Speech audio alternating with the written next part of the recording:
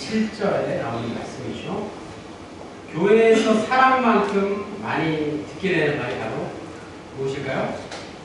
은총과 비슷한 은혜라는 말이 있어요. 은혜. 은혜라는 말 많이 쓰잖아요. 은혜 많이 받았습니까? 네. 은혜와 비슷한 말이 바로 종종 듣는 은총이라는 말이죠. 은혜와 은총이 어떻게 다를까? 오늘 확실히 알고 가시면 좋겠습니다. 은총이 먼저인데요. 은총과 은혜를 구분한다면 은총은 사전에 나와 있듯이 신이 내리는 은혜를 말하는 것이죠. 사람들끼리는 은총을 입을 수 없어요. 은총이라고 말을 하잖아요. 그래서 은총은 이 세상과 인류를 위한 하나님의 뜻과 선물을 말하는 것이고, 은혜는 그것을 깨닫는 것이 인간의 관점에서 은혜라고 할 수 있습니다. 그래서 하나님께 은혜를 받았지만 사람들끼리 또 은혜를 나눌 수 있다는 것이죠. 그래서 오늘 말씀 제목에 나와 있는 큰 은총을 베푸신 하나님의 의미는 마지막에 말씀드리겠지만 은혜라는 말은 쓸 수 없는 거예요. 하나님이 내리신 은총은 얕은 의미의 뜻이 아니라 것이 아니라는 것이죠. 그래서 보네포가 값싼 은혜를 아주 싸그리어 취급하는 세속주의를 비판하는 말로 값싼 은혜라고 하는데, 은총은 결국 값싼 은총이라고 할 수 없다는 것입니다. 은총은 큰 은총, 바로 은총의 깊이를 말하는 것이죠. 은총은 하나님이 우리에게 주시는 뜻과 선물이다. 꼭 기억하시기 바랍니다.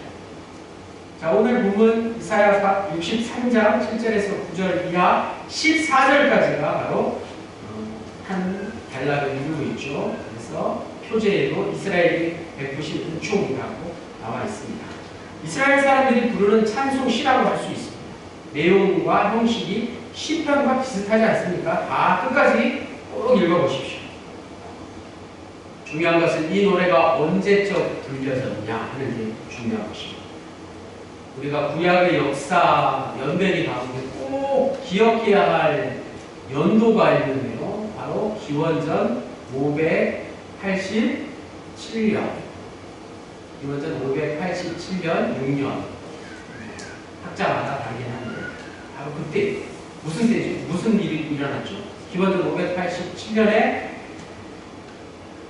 이스라엘이라는 나라가 남유대가 바벨론에 의해서 완전히 멸망한 날이에요.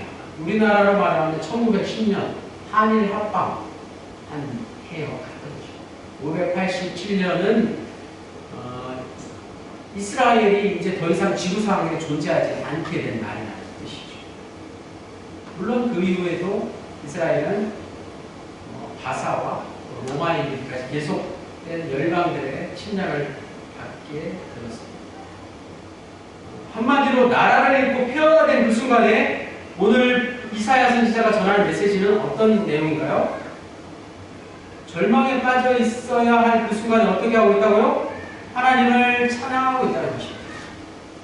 하나님께 예배하고 있는 거죠. 하나님께 찬송시를 올려드리고 있는 거죠. 좀 어이없나요?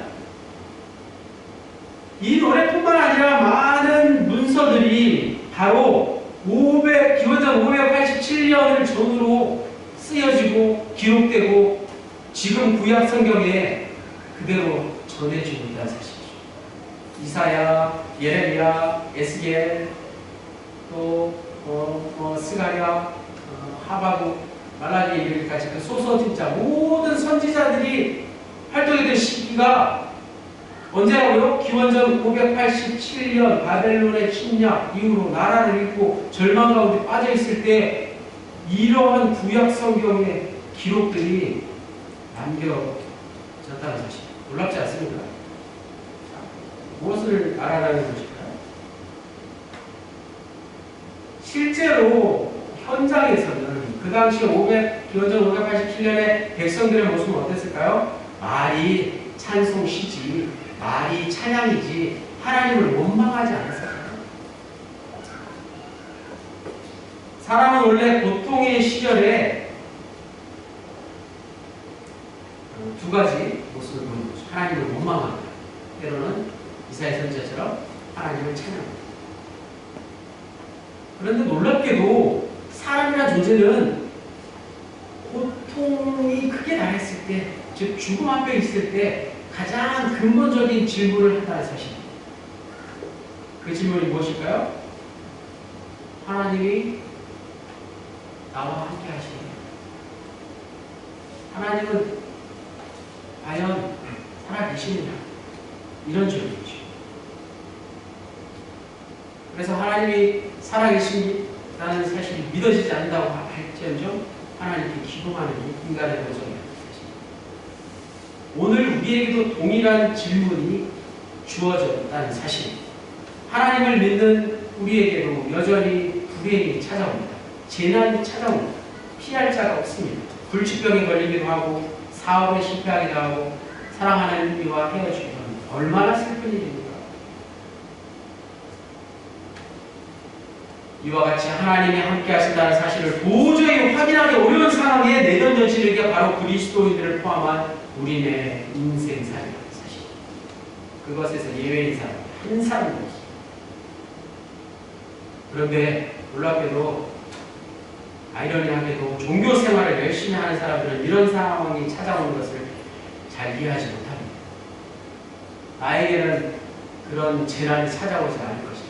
고난과 환난이 없고 끝까지 예수를 믿기 때문에 하나님 나에게 축복만 주시기 때문에 없을 것이라고 착각합니다.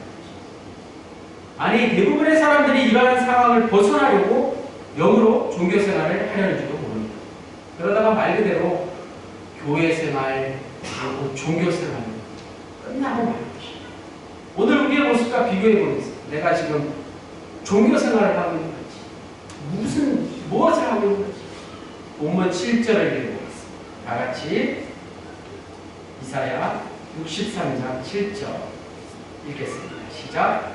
내가 여호와께서 우리에게 베푸신 모든 자비와 그의 찬송을 말하며 그의 사랑을 따라 그의 많은 자비를 따라 이스라엘 집에 베푸신 큰 은총을 말하리라.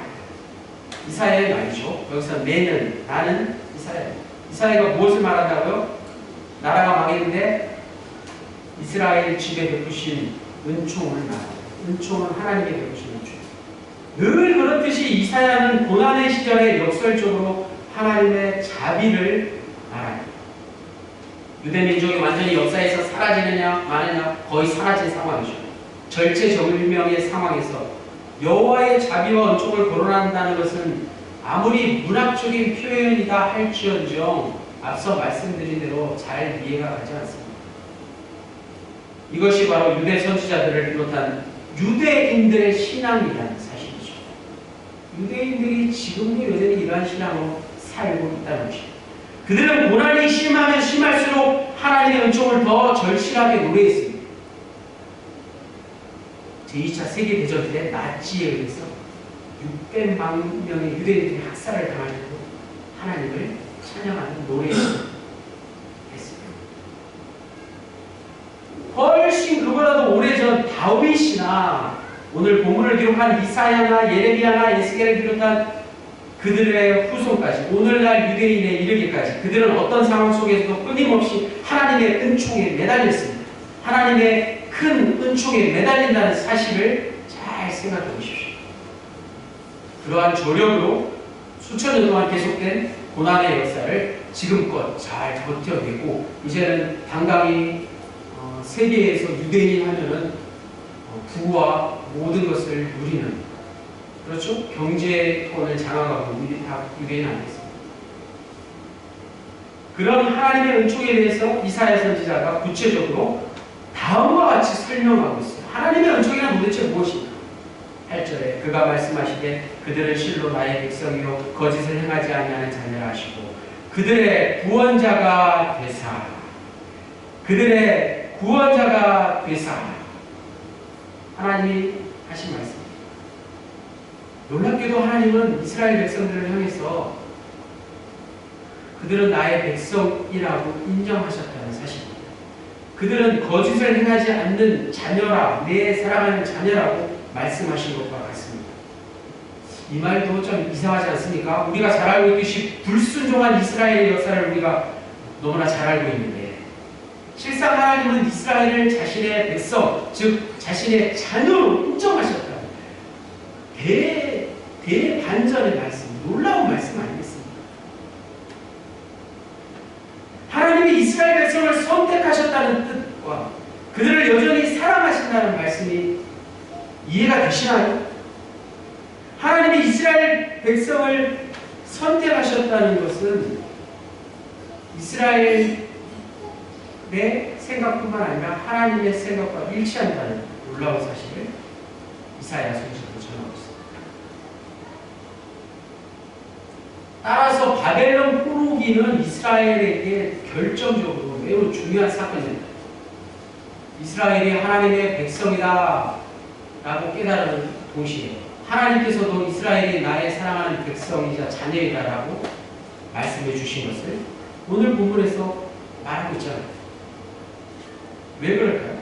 하나님의 선택은 이스라엘을 선택하시기 확실하고 그것을 이스라엘이 어떻게 그렇게 이사야 선지자의 말씀처럼 오늘날에 이르기까지 확증하며 살 수 있게 되었을까요? 하나님의 선택은 이미 오래전 창세기 때 아브라함을 부르시는 사건으로부터 시작해서 이스라엘 역사에서 반복되는 하나님의 주도적인 인도하심이었습니다. 그래서 이스라엘은 하나님께서 우리를 택하셨다라는 그 선민 사상이 얼마나 강했던지 이방인들을 아주 개취급했다는 것을 우리가 잘 알고 있죠. 자기 백성이 하나님의 선택된 백성이다 라는 자부심이 워낙 강했고 지금도 변함없다는 말씀입니다. 반대로 이스라엘이 아닌 이방인의 입장에서 이 말을 우리는 어떻게 이해할 수 있습니까? 그들의 선민사상 어떤 증거가 있을까요? 나치 히틀러 같은 사람이 이 선민사상을 너무 싫어했기 때문에 유대인들을 600만 명이나 학살하지 않았습니까? 하나님이 다른 민족은 이방인들을 거들떠도 보지 않고 이스라엘만 나의 백성이라고 부르셨을까 하는 질문 말입니다. 여러분 어떻게 대답하시겠습니까? 뭐 증거 같은 게 있을까요? 어떤 증거가 있을까요? 오후에 인문학적 성서 읽기 시간에도 이런 내용들을 다루게 되는데 자, 예를 들어서 사랑하는 사람들과의 관계를 보면 우리가 이스라엘의 선민사상을 좀 이해할 수 있습니다. 다른 사람들이 볼 때는 사랑하는 연인들의 관계가 별로 특별한 게 없는데 두 사람은 서로를 선택했다는 것을 확신하는 똑같이 당신이 나를 사랑하고 나를 선택했다는 것을 인정하고 또 상대방도 똑같이 인식하고 경험하는 것이죠. 제 눈의 안경이라는 그런 말이죠. 사랑하는 사람을 내 사람으로 둘 다 똑같이 동시에 여긴다는 사실 주위 사람들이 인정할 수 있습니까? 잘 인정 못해도 둘에게는 상관이 없는 것이죠. 그것이 바로 하나님과 이스라엘의 관계입니다. 다른 사람들에게는 별것 아닌 것 같아도 두 사람에게는 절대적인 게 바로 사랑하는 사이입니다. 이스라엘은 여호와 하나님께서 자신들을 나의 백성이라고 선택하셨다는 사실에 모든 것을 걸었습니다. 즉 그들이 말하는 하나님의 선민 그것이 오늘날까지 이어지고 있다는 사실입니다. 더 나아가서 하나님이 이스라엘을 나의 백성이라고 하나님도 이스라엘을 동시에 나의 백성이라고 인정하셨다는 것은 오늘 본문에 나오고 있는 것처럼 7절 마지막에 있는 것처럼 그들의 구원자가 되셨다는 말씀입니다. 하나님이 이스라엘을 구원하셨다는 사실. 나의 백성이라는 표현과 가까운 표현이 있다면 바로 나의 양이라는 표현이겠죠. 여호와는 나의 목자시니 내가 부족함이 없습니다. 다윗의 고백처럼 이스라엘을 백성이라고 할 때 여호와는 왕이시고 또 이스라엘을 양이라고 할 때 여호와는 목자십니다. 원칙적으로 왕은 백성의 생명을 보장할 수 있어야 되는 것이죠. 목자는 양의 생명을 지키는 게 목자의 본질입니다. 따라서 왕은 백성의 구원자가 되는 것이고 목자는 양의 구원자가 동시에 되는 것이죠. 이스라엘의 하나님이 이제 오늘 저와 여러분에게, 우리에게도 동일한 왕이 되시고 구원자가 되신다는 사실 믿으십니까? 어떤 증거가 있어야 믿지 않습니까? 그 증거가 바로 예수 그리스도입니다. 자, 마지막 9절 말씀 다 같이 읽겠습니다. 이사야 63장 9절 시작. 그들의 모든 환난에 동참하사 자기 앞에 사자로 하여금 그들을 구원하시며 그들의 사랑과 그의 자비로 그들을 구원하시고 옛적 모든 날에 그들을 드시며 안으셨으나. 오늘 본문에서 가장 중요한 말씀입니다. 하나님이 구원자라는 사실은 그가 이스라엘 백성들이 당하는 모든 환난에 동참한다는 데서 확인할 수 있습니다. 구원은 바로 환난의 순간에 필요한 것이죠. 물에 빠진 사람을 구원해야 하는 것이죠. 이스라엘이 환난을 당하는 순간, 바벨론의 포로가 되는 순간, 바로 그 자리에 구원자이신 하나님이 동참하셨다는 사실입니다. 인정할 수 없는 사실처럼 보입니다. 하지만 이야기를 들어보십시오. 이 말씀은 모든 사람에게 일일이 어린아이에게 수저로 밥을 떠먹이듯이 다 확인해 줄 수 있는 그런 말을 합니다. 하나님은 보이지 않으시는 분이시기 때문에 당연히 보이지 않는 방식으로 자신을 알리시기 때문입니다. 반대로 하나님이 실제로 함께하지 않았는데도 사람들이 그렇게 착각할 수도 있습니다. 자, 여기에 이스라엘의 고유한 신앙의 힘이 있다는 것입니다. 바벨론의 포로가 됐는데 하나님이 우리와 함께 하신다는 것을 더 강력하게, 더 확실하게 경험했다는 사실이에요. 마치 일반 사람들은 아무것도 느끼지 못하는 그런 장면에서 시인이 시적인 요소를, 영감을 얻는 것과 비슷합니다. 오늘 말씀에서 가장 중요한 질문이 바로 이것입니다.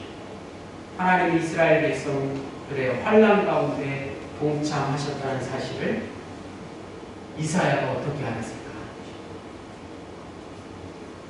무슨 근거로 그런 말을 하는 것일까? 오늘 우리에게는 그런 경험이 없을까? 또 생각해 볼 수 있으면 좋겠습니다. 시작과 함께 말씀드린 대로 큰 은총은 은혜와 다른 것이다. 큰 은총은 하나님이 우리에게 주시는 은혜를 말하는 것입니다. 그래서 하나님이 우리의 고난에 동참하신다는 사실, 임마누엘 하나님의 은총의 깊이로 들어가야만 경험할 수 있다는 사실. 큰 은총은 깊은 바닷속으로 들어가는 것같다는 것입니다. 성경을 보고 읽기는 해도 말씀의 깊이를 경험하는 것과 별개의 것이 되는 것과 같습니다. 은총에 대한 경험은 단순히 지식과 정보를 얻는 것과는 분명히 다릅니다. 우리의 영적인 힘이 있는 만큼, 영적인 깊이만큼 보이는 것이 바로 은총. 마치 하늘이나 바다를 보는 것과 같습니다. 서양에서는 일찍이 스카이 is blue라고 이야기했죠. 노래 가사가 시에 많이 나오죠. 하늘은 푸르다라고 이야기했습니다. 그런데 동양에서는 하늘천까지 거무련 물황. 천자문의 맨 처음. 하늘은 검고 땅은 누르다. 이렇게 이야기했습니다. 과학의 발달로 하늘이 푸른색을 띠는 건 빛의 산란 때문이라는 것을 알게 된 서양인들이 실제로 하늘 위로 올라가 봤더니 우주선을 타고 우주로 가보니 하늘이 무슨 색이었다고요? 푸른색이 아니라 검은색이라는 걸 알게 되었어요. 그렇다면 동양에서는 도대체 왜 하늘이 검다는 것을, 어떻게 하늘이 검다는 것을 알았을까요? 그에 대한 대답은 과학적인 관점이 아니라 철학적인 관점에서 읽어진 것입니다. 왜냐하면 하늘은 인간이 훤히 들여다볼 수 없는 세계이기 때문이죠. 하지만 하늘에서 온 지구상의 모든 물질들을 생성시키고 새싹을 돋아나게 하기 때문에 알 수 없는 곳이 저 하늘이다. 그래서 검은색과 가장 잘 어울린다고 생각했기 때문입니다. 검은색이라고 해도 검을 흑자를 쓰지 않고 검을 현자를 쓴 것이 바로 노자의 현이라는 한자는 검은색과 근원을 나타내는 것으로 널리 읽혀졌기 때문이라고 합니다. 자, 이러한 생각, 이러한 사고, 바로 이사야에게도 동일한 영감이 있었다는 것이죠. 이사야는 은총을 단순히 얕은 깊이로 안 게 아닙니다. 눈에 보이는 하늘색 정도로 안 게 아니죠. 그 하늘이 하늘 속에 계시는 하나님, 하늘 너머에 계시는 하나님을 경험하게 된 것이죠. 하나님이 바로 환난 가운데 함께 하신다는 것을 깨달은 것. 그게 바로 오늘 본문 이사야 63장 12절, 14절에 나오는 홍해의 깊은 바닷속을 건너는 이스라엘 백성들이 오래전에 경험한 하나님의 은총이었습니다. 다 같이 12절, 14절 읽겠습니다. 이사야 63장 12절, 14절 시작. 그의 영광의 팔이 모세의 오른손을 이끄시며 그의 이름을 영화하게 하여사 그들 앞에서 물을 강하지게 하시고 그들을 기품으로 인도하시되 광야에 있는 말같이 넘어지지 않게 하시니가 이제 어디이시냐. 여호와의 영이 그들을 골짜기로 내려가는 가축같이 편히 쉬게 하셨구나. 주께서 이와 같이 주의 백성을 인도하사 이름을 영화롭게 하셨나이다. 이사야는 오래전 이스라엘 백성들이 갈라진 홍해를 건널 때 바닷속 깊은 속에서 경험한 그 하나님의 은총을 동일하게 가슴속 깊이 경험했습니다. 말이 갈라진 바닷속을 걷는 것인지 생각해 보십시오. 얼마나 두렵고 떨렸겠습니까? 이게 바로 죽음의 공포가 가득한 홍해 바다 깊은 속 곳에서 오히려 더 크고 확실한 생명을, 하나님의 은총을 경험한 이스라엘의 신앙입니다. 다시 말해서 인간의 눈으로는 더 이상 희망이 없는 상황에서 오히려 더 확실한 하나님의 은총을 발견할 수 있다는 말씀입니다. 이게 바로 성서가 말하는 처음부터 끝까지 전하고 있는 여호와와 하나님을 향한 신앙의 본질이라고 할 수 있습니다. 안타깝지만 잠시 말씀드린 대로 누구에게나 똑같지는 않습니다. 이것을 다 똑같이 경험할 수는 없다는 게 참으로 애석한 거죠. 단순히 은총을 많은 사람들이 여전히 표면적인 것으로 접근하기가 더 쉽다는 것이죠. 인간이란 원래 그런 존재입니다. 속된 말로 값싼 은혜뿐만 아니라 은총 가지고 대박을 터뜨리려고 한다는 사실. 은총을 가지고 무슨 복을 받으려고 한다는 것이, 물질적인 축복만 받으려고 한다는 것이. 우리네 인생이 대박나듯이 그렇게 잘만 풀리면 그렇게 생각할 수 있습니다. 당연히 그렇게 생각해도 좋습니다. 그러나 우리의 인생이 어디 그렇습니까? 반드시 홍해의 깊은 곳으로 들어갈 날이 누구에게나 다 찾아온다는 사실이죠.